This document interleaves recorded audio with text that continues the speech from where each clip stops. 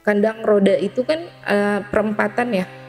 Nah dari arah Bogor sana itu ada truk lewat masih biasa aja karena kan kelihatan kan jauh. Nah kebetulan ada satu temen aku, dia ngambil pas belokan lampu merah itu di jalur mobil. Kita semua di jalur pinggir nih. Itu ada 8 motor. Tiba-tiba truk yang kita lihat jauh tadi itu remnya blong sampai nabrak temen aku. Temen aku kelindes.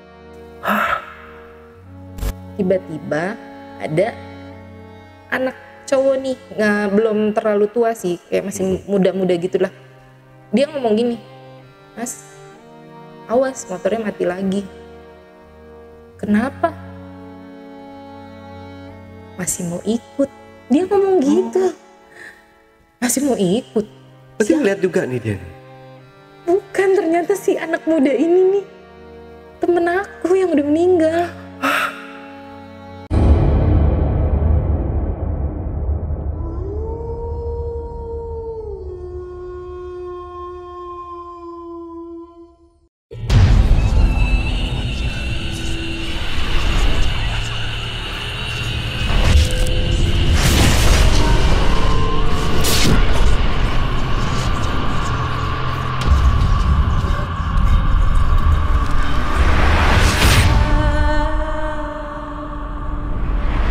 Assalamualaikum warahmatullahi wabarakatuh. Berjumpa lagi dengan saya Ale, host Jejak Backpacker. Dalam obrolan misteri Jejak Backpacker kali ini, saya menghadirkan seorang narasumber yang pernah mengalami kejadian mistis. Tapi sebelum narasumber kita menceritakan pengalaman mistisnya lebih lanjut lagi, jangan lupa untuk selalu support channel YouTube Jejak Backpacker. Subscribe, like, komen, dan share sebanyak-banyaknya video-video YouTube Jejak Backpacker.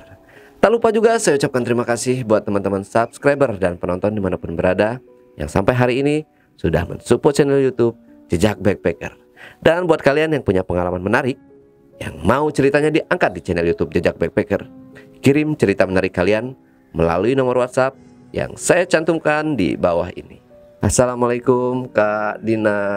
Waalaikumsalam. Wah, terima kasih Kak Dina sudah datang ke studio Jejak Backpacker. Iya. Nah, tadi dari mana sih Kak perjalanannya? Jauh ya? Iya, lumayan jauh. Dari? Ada deh dari Jakarta. Oh, dari Jakarta. Oh, nama dan tempatnya dirahasiakan. Oke, nggak apa-apa. Jadi Kak Dina ini berasal dari Jakarta ya. Oke, Kak Dina kali ini mau menceritakan pengalamannya waktu apa itu Kak? Waktu aku touring. Gimana tuh? Boleh spill sedikit aja. Ya, aku itu kan waktu itu touring ya sama teman-teman. Tapi posisinya aku nyusul. Itu aku lewat daerah Jonggol sana dan aku sempat singgah di rumah warga, tapi ternyata rumah warga itu nggak ada. Dan akhirnya itu temen aku meninggal tertabrak truk setelah pulang dari touring. Tertabrak? Iya. Wow, oke. Disimpan dulu ceritanya Kak Dina. Wah, pasti seru nih. Tapi sebelum Dina menceritakan pengalaman mistisnya lebih lanjut lagi, saksikan setelah OMG yang satu ini.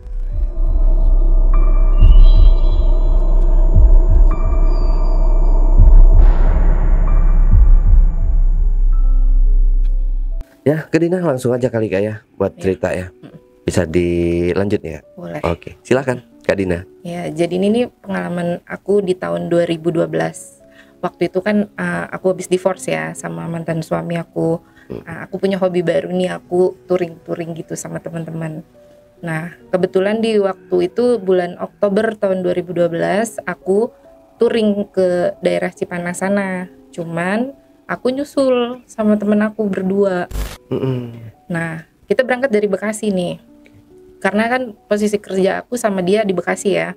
Nah, kita akhirnya ngambil jalur Jonggol. Jalur Jonggol nih kan dari Bekasi 1 jam ya, bisa kurang lebih kan. Nah, nyampe di Jonggol sana, aku itu istirahat dari perjalanan. Itu jam 10 malam kurang aku sampai di Jonggol sana. Ya kayak biasa istirahat, ngopi, makan gitu kan. Nah setelah itu selesailah makan dan minum di warung itu, kita mau cabut nih ke daerah Cipanas. Tapi si ibu warung ini ngomong sama aku, mau kemana? Ditanya gitu kan. Nah aku bilang, mau ke Cipanas bu, ini udah malam loh Neng, gituin kan. Terus aku bilang, iya bu gak apa-apa karena kita nih nyusul temen ke Cipanasnya, aku bilang gitu kan. Oh ya Neng, kalau ibu saranin jangan sekarang, kalau mau besok pagi. Oh maaf bu, aku gak bisa, aku bilang gitu sama si ibu warungnya nih. Dan akhirnya aku udah siap-siap mau jalan, ibu itu kayak ngasih tahu ke aku, Neng, kalau mau lewat sini sen kanan ya, karena Neng tamu di sini gitu. Kalau sen kiri itu khusus warga sini, si ibu ngomong kayak gitu ke aku. Udahlah, oke, aku makasih ya bu atas informasinya, aku bilang gitu. Udah, aku akhirnya jalan, nyampe di pertigaan ke arah taman bunga. Aku ngambil yang ke kiri, itu lewat kebun-kebun sawit. Itu kan jam 11 malam ya. Nah di pertigaan itu aku ketemu bapak-bapak pakai kaos warna putih, tapi dia pakai celana kolor gitu loh, celana kolor pendek kan. Akhirnya aku tegur lah, Pak misi, aku gituin. Teman aku juga ngasih klakson gitu kan, Tintin. Tapi si bapaknya biasa aja, nggak nengok nggak apa, udah diem aja berdiri di situ kan. Udah nggak jauh dari bapak itu sekitaran 5 meteran, itu kan jam 11 malam.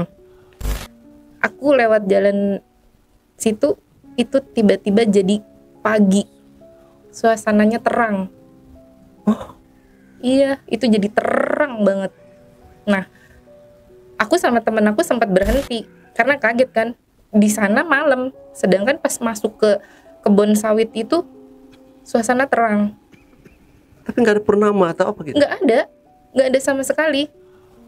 Akhirnya temen aku suruh cek jam. Aku bilang, sekarang masih jam 11 lewat sekian, aku bilang gitu kan. Terus teman aku bilang, ya udahlah, kita bismillah ya, kata dia gitu. Oke. Setelah 10 menit jalan nih, emang kita nggak terlalu ngebut, naik motornya biasa aja kan. Itu hujan deras banget. Sampai aku udah basah sama temen aku gitu kan. Nah di pertengahan jalan itu motor jatuh nih, kita belepotan kan sama lumpur baju. Setelah itu udah, kita bangun dari jatuh, kita main lihat-lihatan gitu kan. Ya udah jalan aja, kata temen aku gitu. Nggak lama kita jalan, temen aku bilang itu ada rumah, kita numpang berteduh aja di situ karena posisinya masih hujan deras. Akhirnya kita numpang lah di rumah ini. Nah tapi kita getok-getok dulu, ini selama ada setengah jam itu nggak dibuka pintunya, nggak dibuka. Udah assalamualaikum bu, assalamualaikum pak gitu kan, nggak ada yang buka. Nah akhirnya karena udah capek juga posisi hujan gitu, mau nggak mau kita neduh nih di rumah itu kan, duduk di teras depan orang itu. Tiba-tiba ada yang keluar, ibu-ibu, ya Neng, bu maaf ya, aku numpang neduh di sini, aku bilang gitu ke si ibunya.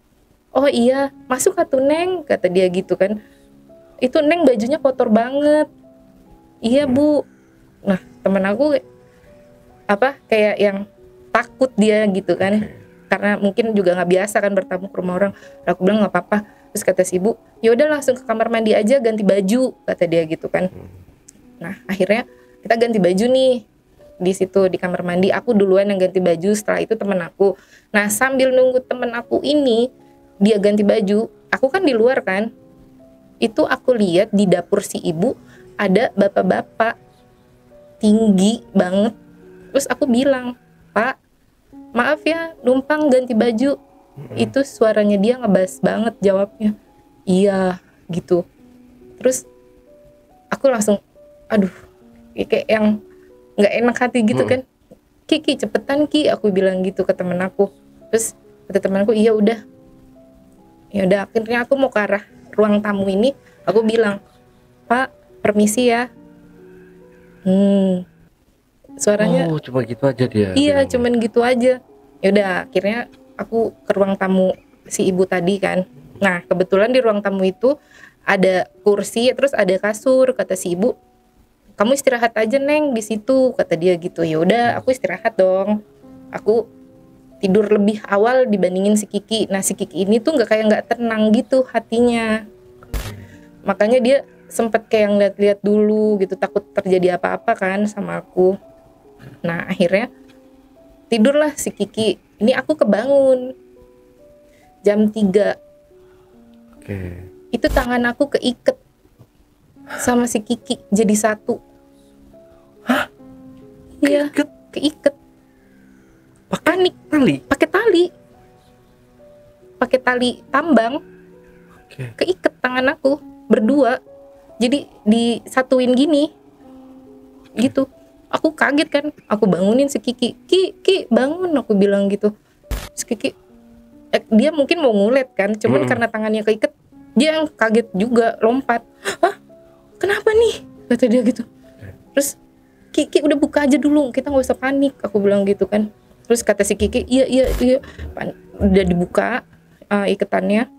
Akhirnya aku sama si Kiki berinisiatif nih buat cari si ibu sama si bapak, karena kita tuh kayak yang mau tanya kenapa harus kita diikat. Oke. Kita salah apa gitu kan. Nah tapi nggak ada orang, si bapaknya nggak ada, si ibunya nggak ada, padahal kan tadi ada kan. Nah udahlah, kita mau nggak mau keluar dari rumah itu, kita duduk lagi nih di teras. Tapi nggak lama kemudian si ibunya ada di dapur, ternyata dia bilang, Neng kok keluar? Lah aku kaget sama si Kiki, lah ibu tadi nggak ada di dapur. Ada Neng, saya di dapur, kata dia gitu. Wah kita udah pikiran macam-macam. Si Kiki ini jadi yang udah punya firasat nggak enak gitu kan. Udah cabut aja yuk, kata dia gitu kan. Nah nggak lama si bapaknya ini datang.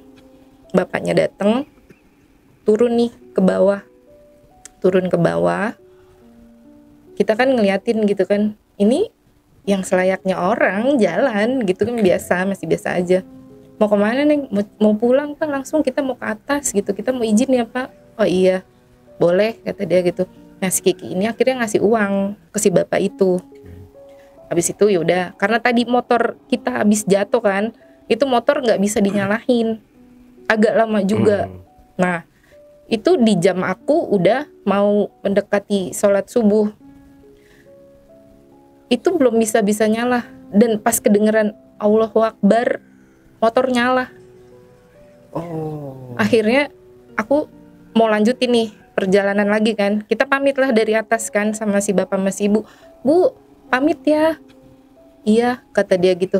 Hati-hati ya Neng, dia ngomong gitu si ibunya. Si bapaknya cuman kayak yang iya, ngelambain tangan gitu kan.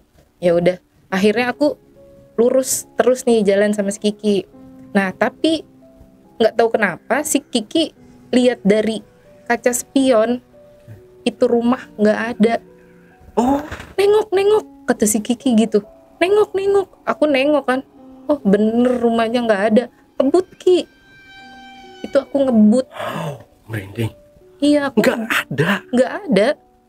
ada rumah. Nah akhirnya kan nggak jauh nih kita jalan kan, nggak taunya kita udah nembus di jalan Cipanas, jalan raya besar Cipanas. Aku nembus, tahu di situ. Aku semakin kaget kan sama si Kiki. Dari Jonggol iya, lumayan jauh loh ke sana ya. Iya lumayan jauh. Itu nggak ada 5 menit, tahu kita langsung keluar di jalan raya utama Cipanas. Akhirnya kan aku shock nih sama si Kiki kan, sampai lemes berdua-duaan kan. Kata Kiki yaudah kita di pom bensin aja dulu, dia ngomong kayak gitu ke aku. Terus aku bilang oke Ki, kita di situ. Udah akhirnya sambil nunggu anak-anak yang lain datang jemput gitu kan, si Kiki ngomong gini, lu dekil banget sih, kata dia gitu. Mandi lu, kata dia. Lah kan tadi udah mandi Ki. Tapi lu dekil banget ya, kata dia gitu. Lu juga Ki dekil. Ternyata kita baru ngeh, kita tiduran tuh di tanah, yang karena kita lihat rumahnya udah nggak ada. Iya benar. Iya makanya kita dekil lagi. Tapi emang kita udah ganti baju. Ya aku merasa udah mandi ya kan. Iya benar. Itu bener-bener kotor lagi aku. Sampai akhirnya datanglah anak-anak yang lainnya kan, jemput ke pom bensin itu. Sama mereka juga ngeliatnya kita berdua dekil banget, lu dekil banget, kata anak-anak gitu. Udahlah panjang ceritanya kata si Kiki. Udah akhirnya kita menujulah ke villa kan. Nah setelah di villa ini udah istirahat dan malamnya mulai nih acara. Karena itu kan acara dari hari Jumat, Sabtu, Minggu, Seninnya kita pulang ya. Nah ini malam minggunya, karena kan aku sama si Kiki ini sampai di hari Sabtu kan. Nah malam minggu ini aku ceritanya mau bikin kopi. Aku ke kamar, aku lihat anak-anak gak ada nih, kosong. Udah aku langsung ke dapur. Nah ke dapur, di dapur itu ada temen aku namanya Ayu, cewek, dia lagi bikin kopi juga. Aku tanya, yuk lu lagi bikin kopi? Bilang iya dia gitu. Iya. Terus gak lama kemudian aku bilang, bikinin dong. Aku gituin, gak dijawab sama dia. Ih pelit lu. Udah akhirnya aku bikin lah sendiri. Tapi kan karena ya ngerasa ada temen ya di situ kan, udah aku tuh minum dulu di dapur gitu kan, minum sedikit. Udah, gue ke depan ya nongkrong sama anak-anak. Diem aja. Setelah aku keluar dapur, kan itu tadi kan ada kamar kan di sebelah dapur, ada si Ayu di situ.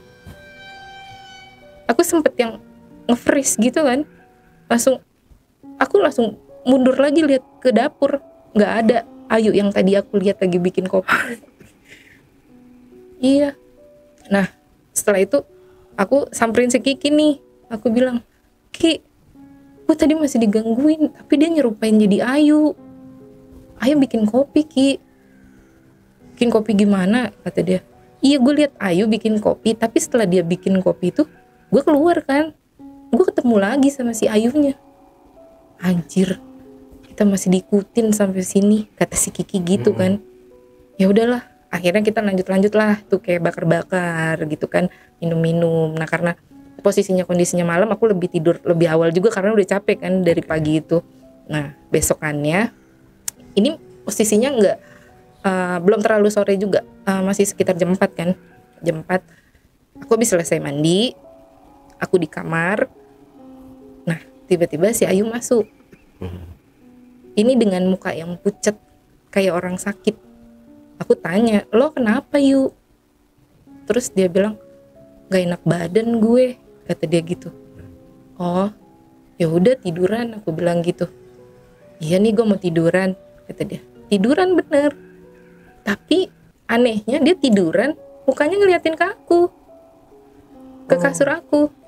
Dia ngeliatin terus gitu kan. Lo kenapa sih ngeliatin mulu?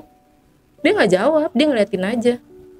Ya udah kan, karena aku juga pengen keluar lagi, habis udah selesai mandi, udah ganti baju, aku baru mau buka pintu. Di pintu tuh ada Ayu mau masuk. Aku bilang, tar dulu. Aku tarik langsung si Ayunya yang asli. Aku tarik ke dalam kamar. Dia langsung yang lihat di kasur ada dia juga gitu. Dia teriak. Akhirnya dia pingsan di situ. Nah, karena aku juga nggak percaya kan, aku lari bilang ke anak-anak kalau si Ayu pingsan. Lu bercanda lu, kata dia gitu. Gue nggak bercanda, Ayu ada 2, aku bilang gitu. Ya udah akhirnya anak-anak nyamperin si Ayu ke dalam kamar. Ayu dibangunin, akhirnya dipindahin kan ke ruang tamu. Setelah Ayu sadar, Ayu ngomong, gue lihat diri gue sendiri lagi tidur di kasur, dia bilang gitu. Terus aku bilang, bener kan? Iya. Nah si Ayu ini nggak sampai hari Senin dia, akhirnya dia pulang di malam itu juga, karena itu kan juga belum terlalu malam juga kan. Dia pulang tuh di hari Minggu. Nah ya udah setelah Ayu pulang, kita masih ada sekitar 12 orang di villa itu, tapi laki-laki semua, aku doang perempuannya. Karena yang perempuan udah sebagian pulang. Nah setelah itu kejadiannya dia ini, temen aku nyuci piring sambil beneran piring dicuci sama temen aku yang satu laki. Nah temen aku ngajak ngobrol, tapi nggak ada balasan dari yang nyuci piring ini kan. kata temen aku, gagu lo ya, digituin kan. Nah, akhirnya temen aku ke depan nih, lihat temen aku yang lagi nyuci piring juga lagi pada nongkrong. Terus dia bilang, anjir, yang nyuci piring siapa? Emang ada yang nyuci piring pak? Kata temen aku kan gitu. Demi Allah, kan namanya Ajis, lu Jis, lu nyuci piring. Ah, gue dari tadi di sini, tanya aja anak-anak. Akhirnya kita semua ke dapur ngeliat, tapi piring itu beneran kecuci. Tapi emang nggak banyak yang kecuci, cuman ada 3. Sedangkan itu semua piring kotor, nggak ada yang bersih gitu. Itu kecuci. Kaget lah.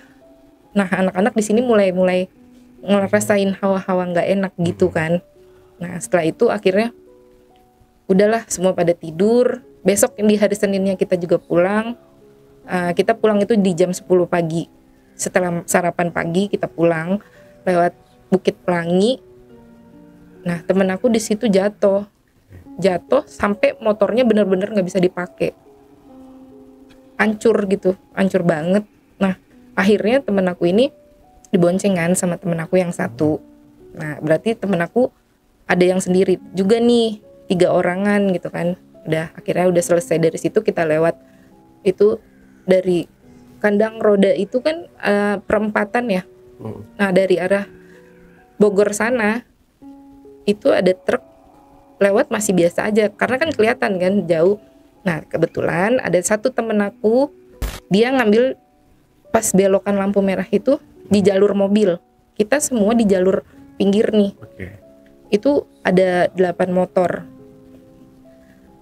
Tiba-tiba truk yang kita lihat jauh tadi itu remnya blong sampai nabrak temen aku. Temen aku kelindes dan meninggal di tempat. Karena posisi meninggal. Karena posisi aku di situ perempuan sendiri kan, aku akhirnya dibawa rada maju nih sama teman-teman aku biar jangan lihat si almarhum ini. Nah, akhirnya kita semua ke rumah sakit ngurus si temen aku yang kelindes truk ini. Dan kita nanya nih sama si supir truk, Pak, gimana tadi kan baik-baik aja, saya lihat Bapak juga jalannya nggak terlalu ngebut. Si supirnya ini bilang, nggak tahu, tiba-tiba remnya blong dan saya nggak tahu tiba-tiba nginjek gas terlalu kenceng. Dia ngomong gitu. Itu saya entah refleks entah gimana, padahal saya fokus. Oh oke Pak, mungkin ini udah musibah, kata temen aku kan. Aku ngedengerin aja karena aku juga shock banget, temen aku ketabrak sampai meninggal di tempat. Udah selesai, kita kabarin istrinya yang udah pulang duluan sama si Ayu ini. Dan si istri bilang kalau bawa aja pulang ke rumah, kata dia gitu. Udah, akhirnya kita bawa pulang di rumah, udah disemayamin di rumah, dikuburin. Itu mau dibawa ceritanya ke Jawa, kata istrinya. Ya udah, gak apa-apa, bawa aja ke Jawa, semua ditanggung sama anak-anak. Nah, ngomong gitu kan. Ya udah, nyampe pulang ke Jawa itu kita semua berangkat juga ke Jawa lagi. Aku sampai ikut juga ke Jawa nguburin kan. Setelah itu kejadian tadi kan udah dikuburin, berarti digali lagi nih? Enggak, belum dikuburin. Iya, belum dikuburin. Jadi pas dibawa balik dari Jakarta ke Jawa ini, kita kan rame-rame nih. Ya, itu tuh semuanya ngalamin hal-hal sendiri-sendiri. Nah, di Jawa itu kita tuh dibagi, ya kalau menurut si istrinya ini, barangnya itu nggak boleh ada di rumah gitu kan. Jadi dibagi-bagi barang-barangnya, bajunya, sweaternya, celananya, handphonenya, kamera gitu kan semua dibagi. Aku kebetulan dapat handphone, temenku pada dapat baju, celana, ada yang PS-nya, ya pokoknya barangnya dia gitu kan. Nah, setelah kita pulang dari Jawa ini, kejadian satu persatu ngehantuin kita. Iya, pertama aku kan dapat handphonenya dia. Zaman waktu itu kan baru-baru Android gitu kan, cuman ya masih gitulah jelek kan ya. Aku nggak terlalu pakai itu, aku lebih pakai BB sih gitu kan. Terus akhirnya itu ada telepon, padahal nggak ada kartunya.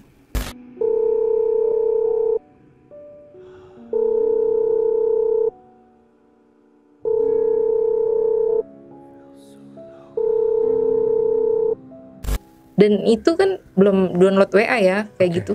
Itu ada telepon namanya nama dia. Dia manggil, nelpon. iya nelpon. Aku sempet yang oh mungkin istrinya kali, tapi kan ini nggak ada nomornya. Aku sampai bingung gitu kan.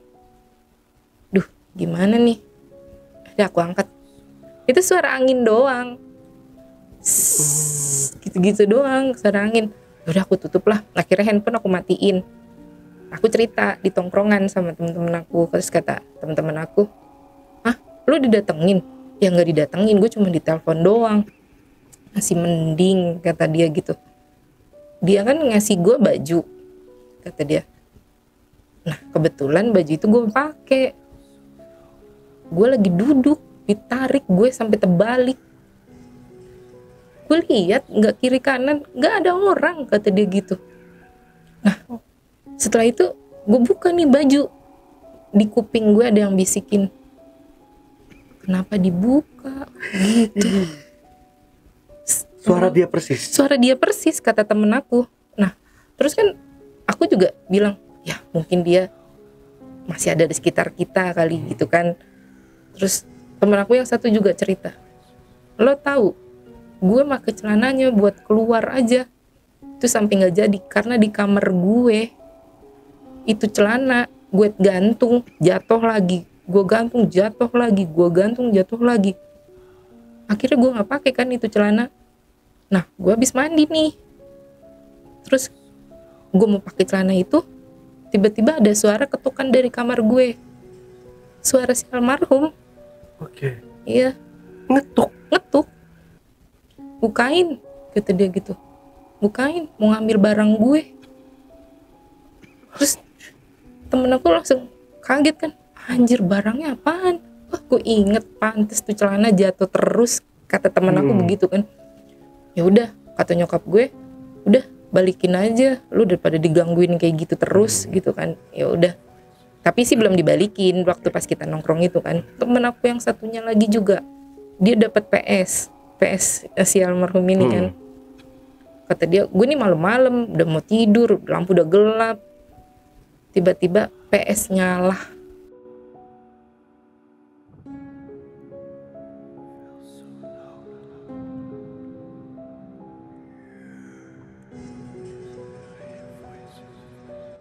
Gue kaget, anjir, PS mana bisa otomatis sih nyala, kata dia gitu. Iya, jing, tulisan Iya, PlayStation PlayStation gitu kan, itu nyala, kata dia. Terus teman aku bilang, woi siapa nih yang nyalain, digituin. Itu masih belum ada suara ya, karena dia juga nampak ini cuma suara aja gitu, nggak jasadnya dia gitu. Jasadnya. Cuma suara-suara kayak yang kita alamin nih. Ayo main PS bareng, dicari sama temen aku, nggak ada orangnya, tapi ada suara, ayo main PS bareng. Terus anak-anak bilang, wah ini sih fix almarhum belum tenang gitu kan. Ternyata almarhum belum tenang itu istrinya lagi hamil muda. Itu istrinya baru cerita, baru gue mau surprisein ke suami gue kalau gue ini lagi hamil, kata dia gitu kan. Wah pantes suami lo ini nggak tenang di sana gitu kan. Ya udah, singkat cerita, kita nggak ketemu nih sama anak-anak karena kita sibuk kerja masing-masing kan. Karena kan ini kan tongkrongan anak-anak touring, ya kan. Nah setelah 3 bulan dapat kabar si istrinya almarhum ini dia keguguran karena mungkin pikiran ya kan, capek. Setelah itu udah selesai, kita bantuin ke rumah sakit semua macam-macam. Nah kebetulan di rumahnya dia juga masih ada motor si almarhum, tapi kondisinya emang nggak ada mesinnya ya. Itu mesinnya dicopot sama anak-anak karena udah berantakan banget gitu kan. Niatnya mau dijual tapi nggak jadi, kan nggak ada mesinnya, lagi ada anak-anak nih, abis bawa istrinya dari rumah sakit, itu bunyi nyala sendiri, nyala knalpot yang dudut gitu. Kita kan metik kan. Iya. Iya, dudu. Anak-anak itu langsung nengok. Anjir, gak ada mesinnya, dia hidup, kabur kita semua. Ya kayak aku juga kan biasanya gak terlalu takut kan sama hal gitu. Tapi karena ini menurut aku gak masuk, Nggak wajar, nggak masuk akal, nggak masuk logika gitu akal. juga ya. Kok motor bisa nyala, gak ada mesinnya. Aku kabur sama teman-teman, istrinya pun kabur. Setelah itu udah kita gak pernah main ke rumahnya. Motornya adiknya yang nerusin nih. Habis itu selesai, itu ada kita jumpa lagi sama istrinya ya. 2 tahun setelah kematian si suaminya. Tapi kali ini kabarnya dia mau nikah lagi. Tapi nikahnya nggak di Jakarta nih, ngundangnya di Bandung kan. Ya udah, anak-anak bilang sekalian kita touring ke Bandung. Setelah touring ke Bandung, itu kejadian yang menurut aku juga serem banget di acara pernikahan istrinya. Si suaminya datang, tapi masuk ke dalam badan orang lain. Suaranya sama persisnya. Dia bilang ke istrinya ya, kan namanya aku boleh samarin. Nama istrinya kita panggil Mita aja, Mita. Mita, kenapa kamu jahat? Kenapa kamu ninggalin aku? Kamu janji setia sama aku. Kenapa kamu nikah lagi? Si Mita nangis di sini kan. Dia bilang, aku harus nikah, aku harus punya masa depan. Kamu kan udah nggak ada, udah tenang di sana. Aku juga udah ikhlas. Tetap dia nggak terima temen aku. Akhirnya dipanggil Pak Ustadz, dikeluarin, keluar. Nah kan masih acara berlangsung nih. Itu tiba-tiba angin gede banget. Angin kayak angin puting beliung, gede banget. Tapi di tetangganya nih nggak ada. Cuman di tempatnya si Mita aja. Itu gede banget angin. Hancur dong. Hancur, berantakan. Untuk pertama kalinya aku dan teman-teman sama istrinya ngeliat suaminya nampakin diri, tapi dengan wujud pocong ya. Mukanya hancur. Di situ bener-bener hancur mukanya. Dia ngeliatin ke kita, tapi dengan tatapan marah. Ya mungkin kita juga sebagai teman kan ngebiarin istrinya nikah kan. Tapi kan mau gimana, kita nggak bisa nahan-nahan dong. Itu kan haknya si istrinya kan. Akhirnya kita berusaha lah buat komunikasi sama dia gitu kan, jelasin semuanya baik-baik. Kalau dia udah nggak ada, beda alam, biarin Mita bahagia gitu kan. Tapi tetap dia masih nggak pergi-pergi sampai angin itu masih ada, selama pocong dia itu masih ada di situ. Nah akhirnya keluarganya ini ada yang manggil, kayak maksudnya orang pinter banget deh di situ gitu kan, orang pinternya buat ngusir si almarhum. Oh ini bisa ngelihat semua nih? Iya, penampakan pocongnya. Penampakan. Iya, jelas. Karena kan itu kondisinya juga mau maghrib, yang udah mau gelap gitu. Itu lihat semuanya. Gila. Hancur itu kan juga udah tendanya udah nggak berbentuk karena angin terlalu kenceng. Akhirnya hilang tuh maghrib. Karena kita posisi masih di situ, kita juga kan nggak berani buat tidur pisah-pisah nih. Anak-anak tidur jadi satu ya. Temen aku yang satu, dia ngalamin bener-bener parah. Si almarhum ini berdiri di atasnya. Di atas dia lagi tidur. Darahnya sampai jatuh. Itu darah dari badan mukanya itu jatuh. Sampai temen aku tuh sakit langsung di situ. Sakit dia. Itu bener-bener ditampakin karena dia teriak kan. Kita nggak ada yang ngeliat, temen aku doang yang lihat. Tapi kita lihat ada darah di baju sama di celananya. Itu bau banget. Akhirnya temen aku muntah-muntah, pokoknya langsung panas badannya. Dia bilang, gue tadi ditindiin, kita pulang ke Jakarta hari ini juga. Yaudah kita pulang. Setelah itu kan kita pulang nih, ternyata temen aku yang tadi didiriin sama dia itu keboncengin dia bang, pulang ke Jakarta. Iya, ngeboncengin karena kita beneran lihat awalnya tuh kayak asap gitu, lama-lama tegas banget, dan itu dia bang, karena itu kan hancur dia kepalanya kan. Itu dia bang, berdarah-darah. Berhenti. Iya, ya kita semua langsung berhenti, temen aku tetap jalan. Akhirnya kita telepon dia. Kita telepon, lah lu pada di mana? Gue berhenti nih. Lu boncengin si almarhum? Enggak, tapi bener lu boncengin. Pantes motor gue berat, kata dia gitu. Abis itu kita samperin dia lagi nih kan. Kita samperin dia, motor dia mati, nggak nyala. Udah agak lama di situ, agak lama juga benerin motor ini sampai nyala. Tiba-tiba ada anak cowok nih, belum terlalu tua sih, kayak masih muda-muda gitulah. Dia ngomong gini, Mas, awas motornya mati lagi.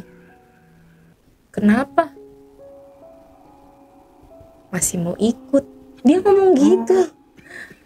Masih mau ikut. Masih lihat juga nih dia nih. Bukan, ternyata si anak muda ini nih temen aku yang udah meninggal. Iya, karena dia ngomong serius. Iya, dia ngomong masih mau ikut. Dia ngomong gitu. Maksudnya siapa yang mau ikut kan? Senyum, hilang langsung itu. Wah, kita udah nggak tahu lagi, udah semuanya udah lemes kan. Kita nggak pulang bang, kita sampai tidur di emperan toko gara-gara ditampakin itu. Setelah itu udahlah, kita sampai di Jakarta kan, tapi posisinya kita belum pada pulang nih. Belum pada pulang, kita masih nongkrong bareng-bareng. Nah kebetulan kamar temen aku yang tadi ditampakin ini di atas kan, di lantai 2 sepi nih, nggak ada orang. Itu aduh bener-bener bang, temen aku lagi tidur ditarik kakinya sampai dia bilang gue ditindiin lagi. Dia teriak gitu, gue ditindiin lagi, tapi kita nggak lihat apa. Tapi bener dia jatuh dari kasur ditarik. Itu kita nggak lihat. Udah kita tolong lah akhirnya itu kan. Setelah kita tolong, udahlah, kita namanya istirahat kan, itu udah malam. Dari pintu depan itu beneran diketok lagi bang, diketok sama almarhum. Dibuka sama temen aku kan pintunya. Dia ngucapin terima kasih, tapi cuman terima kasih aja gitu suaranya. Terima kasih. Ngeliat ke semua anak-anak, wujud pocongnya hilang jadi asap. Terus kita bingung kan, dia terima kasih buat apa? Iya kan, sedangkan kita ngebantu dia aja udah lama, kenapa nggak dari lama kan? Nggak lama kemudian setelah dia itu, temen aku kemasukan.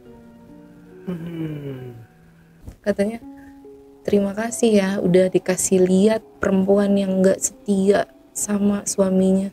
Dia ngingkarin janjinya. Dia ngomong kayak gitu. Terus kita semua langsung, ya udah, lu ikhlasin. Kita semua langsung baca doa. Temen aku kemudian sadar sendiri, dia ngomong, gue kayak dimasukin sama si almarhum, tapi gue berasa dia nyata, kata dia gitu. Dia tuh kayak ngomong sama gue. Iya, dia udah ngomong, kata anak-anak gitu. Semuanya udah jelas kok, katanya gitu. Dia emang nggak tenang karena istrinya tuh nikah lagi gitu kan. Nah setelah itu aku nggak pernah dia tuh kan yang namanya nongkrong sama anak-anak lagi punya kesibukan masing-masing. Ini terakhir kali dia ganggu kita. Akhirnya ada acara ulang tahun kan, di grup touring ini. Ulang tahun kita pergi lagi nih ke villa yang sama. Hah? Ke villa yang sama? Ke villa yang Kenapa sama. Kenapa memilih villa yang sama? Karena itu punya temen aku. Oh, oke. Kita pergi ke villa yang sama, itu di situ terakhir kali dia ngeganggu kita. Itu awalnya dia nyerupain mbak-mbak dagang pecel sayur. Dan bodohnya kita semua pada makan. Tapi setelah mbak-mbak pecel sayur itu pergi, yang kita makan itu sampah dedaunan. Berarti si mbak-mbaknya ini nawarin ke villa-villa gitu kan? Nawarin.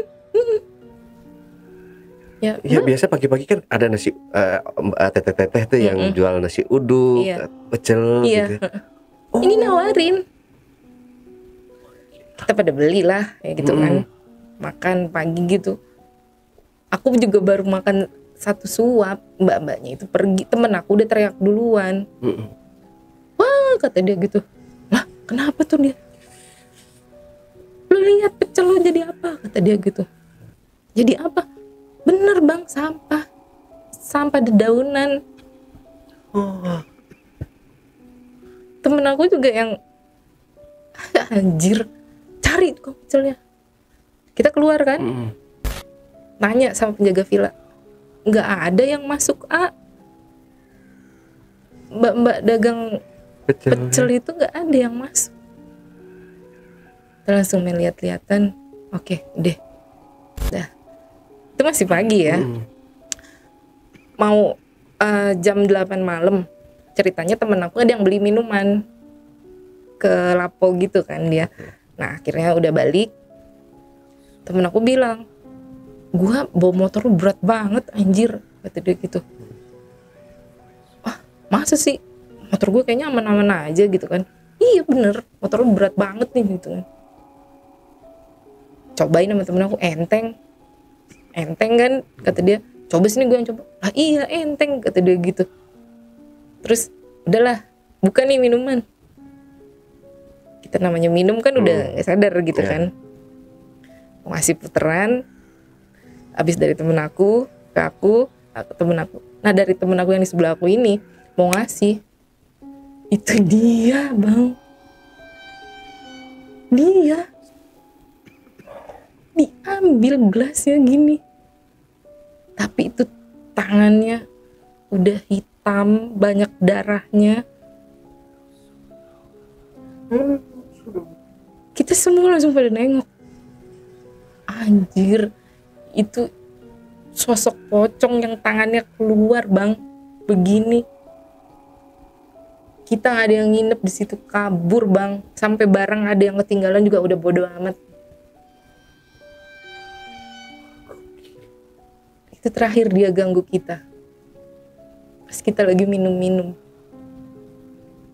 Itu bener-bener bang, jelas banget tangannya udah hitam, berdarah-darah gitu kan. Kita lihat itu pocong yang tangannya bener-bener keluar gini. Aduh, kita yang anjir, kabur langsung. Tapi bener setelah itu kita udah gak pernah diganggu lagi. Itu gangguan terakhir dari dia gitu kan. Dan ya selebihnya mungkin teman-teman aku lah yang sering diganggu, karena aku juga udah gak pernah main sama mereka kan. Udah aku dikirim keluar kota dari kantor, akhirnya udah gak pernah nongkrong sama mereka lagi.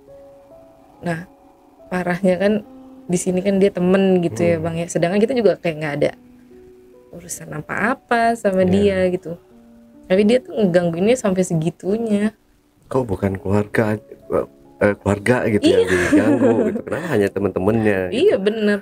Iya. Istrinya pun juga nggak pernah cerita kalau diganggu itu. Ya itu kata istrinya baru pertama kali yang motor hidup itu di rumahnya, padahal itu nggak ada mesinnya. Berarti kesalahan istrinya di awal tadi kan bukannya kesalahan istrinya, cuma kayak mau ngasih surprise ya? Karena dia pengaruh dia gentayangan ini kan. Dia tuh pengen ngasih istrinya yang mau ngasih surprise kalau dia lagi hamil iya. Gitu. Tadinya ya sebelum karena menurut istrinya sebelum kejadian si Ayu ini tadinya di puncak pengen dikasih tahu itu. Tapi karena Ayu tadi pingsan kan ngeliat kejadian itu, dia ikut pulang. Karena menurut dia gue lagi hamil, kata dia gitu. Gue nggak berani, gue takut ada apa-apa, kata dia gitu. Nah udah akhirnya kan si Ayu udah pulang tuh sama istrinya. Nah itu dia gak jadi ngasih surprise. Tapi setelah kejadian lama itu kan, sebelum aku nggak main-main sama mereka ini, aku sama si Kiki ini punya feeling kalau sebenarnya yang buat kejadian itu yang ngikut sama aku sama si Kiki. Iya, yang di Jonggol. Iya, aku sampai pikirannya kayak gitu sama si Kiki, karena bener-bener ya itu kan aku kayak masuk ke dimensi lain gitu. Ya, karena semuanya itu ya, kalau kita dalam agama kita nih, saya Islam gitu kan, memang hal yang kayak gitu tuh nggak ada, hanya dirasuki oleh jin gitu kan. Nah, iya juga ya, kemungkinan yang dari rumah kosong itu. Iya kan, karena kan aku bikin teh aja itu bikin kopi kan beberapa kali itu Berinding. itu bukan orang asli kan, tapi emang ngewujudinnya temen aku si Ayu. Aku sih berpikiran gitu sama si Kiki, kalau ini beneran gara-gara kita kali ya Ki. Jadi kayak ngerasa bersalah juga aku gitu sama si Kiki. Akhirnya kita udah nggak pernah nongkrong bareng. Berarti kalau dari sini Jonggol itu sebelah kiri ya, yang tempatnya memang situ kan, kalau lewat Jonggol itu kan dan sepi ya, dan ada rumah 1-2 gitu 1-2. kan. Ini kan jadi tuh kalau kita mau ke arah puncak, itu kan jatuhnya pertigaan ya. Karena iya betul. Ini ke taman bunga, yang satu ini ke kebun sawit. Di situ. Aku ngalamin yang tadi dari pertama itu. Dan nggak taunya si yang bapak-bapak tadi itu korban juga. Maksudnya korban. Jadi tuh di Jonggol itu waktu itu ada, bukan begal motor ya, tapi begal organ dalam badan. Jadi si bapak itu diambil ususnya katanya. Terus yang ngikat itu masih nggak ketahuan? Nggak ketahuan itu yang ngikat siapa. Karena kan aku juga mau tanya ke si ibunya kan, pas aku cari itu nggak ada. Beneran keiket loh, diiket tambang. Bukan rafia apa gitu? Bukan, tambang buat jemuran tuh, yang warna hijau itu. Aku diiket pakai itu. Tangan aku begini, posisi aku tidur. Si Kiki begini juga tangannya. Kan aku bingung ya, kenapa aku diiket gitu. Tapi romannya biasa aja nih, Roma mukanya, wajahnya. Si ibu itu? Ya, nggak ada kelihatan yang lebih menyeram. Enggak, muka biasa ibu-ibu di kampung gimana sih gitu. Yang mukanya ibu-ibu kampung banget gitu. Yang emang kan orang kampung biasanya lebih banyak senyum kan, baik kan ke orang, itu kayak gitu. Nggak mencurigakan, si bapaknya juga nggak mencurigakan. Bapaknya emang kulitnya agak gelap gitu, si ibu ini yang sawo-sawo mateng gitu. Nggak ada yang curiga. Kita nggak curiga lah, orang dia bukain kok pintunya, dia ada. Tapi pas kita lihat lagi nggak ada, udah. Ya, nah untuk tapi kan biasanya kalau kita ngelihat kejadian kayak gitu nih, biasa langsung emosi nih Kak. Iya. Nah kalau dari saya lihat tadi kan Kakak, oh ini kenapa Bapak kayak gitu, kayak kelihatan nggak ada marah atau apa gitu. Bukan nggak marah ya, aku lebih tepatnya aku udah enek duluan, karena aku lihat temen aku itu kepalanya hancur. Jadi aku yang, makanya tadi aku bilang aku disuruh maju kan sama temen aku, majuan. Itu aku udah nangis, tapi aku enek ngelihat kepalanya pecah. Itu bener-bener ya nggak bisa marah. Itu di rumah sakit atau di kantor polisi? Di rumah sakit, dibawa ke rumah sakit. Tapi dia dinyatakan udah meninggal di tempat. Enggak, si supirnya itu waktu itu enggak dibawa supirnya dibawa dulu ke rumah sakit karena emang supirnya juga tanggung jawab waktu itu. Oke. Iya, tapi yang tadi aku bilang, si supirnya ini ngomong emang nggak apa-apa. Itu juga dia bilang kita bawa pelan, kondisinya itu rem masih bisa, karena kan kalau dari arah Bogor sana itu ngelewatin beberapa lampu merah kan. Dia bilang itu masih aman. Nah, mau lampu merah ini yang dari arah kandang roda, tiba-tiba gas kenceng kata si supirnya. Itu dia udah nggak bisa ngerem. Makanya akhirnya temen aku Selanjutnya untuk mempertanggungan perbuatannya berakhir damai ya? Damai ya? Damai, karena juga itu kan kita emang gimana ya, ngerasa si supirnya nggak salah gitu kan, si istrinya juga udah terima gitu kan, keluarganya juga dijelasin baik-baik bahwa ini bukan disengaja gitu, murni kecelakaan. Akhirnya berdamai, diselesain baik-baik. Ya alhamdulillah ya Kak, berakhir damai gitu ya. Yang saya lihat selama ini kan orang hanya mengandalkan emosi aja, langsung ditoyor-toyor atau gimana gitu. Ini alhamdulillah dari teman-temannya almarhum juga ya, boleh bilang orang baik ya kayak gitu ya. Kita mengandalkan, mengutamakan dari sisi kemanusiaannya juga. Karena kan gitu ya. juga percuma kita pukulin, ya kan. Sedangkan kita ngelihat temen kita udah kayak gitu.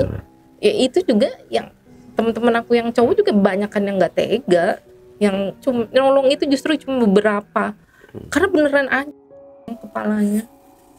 Coba ngebayangin lihat temen sendiri ketabrak, apa yang dirasa gitu kan. Udah semua udah nggak bisa marah. Dan bagusnya si supir beneran tanggung jawab. Itu yang bayar rumah sakit si supir. Oke, ya semoga almarhum ditempatkan di sisi Tuhan, sisi Allah yang dilapangkan juga ya surganya. Kita berdoa semua teman-teman ya buat si almarhum ini, Fulan bin Fulan lah gitu ya.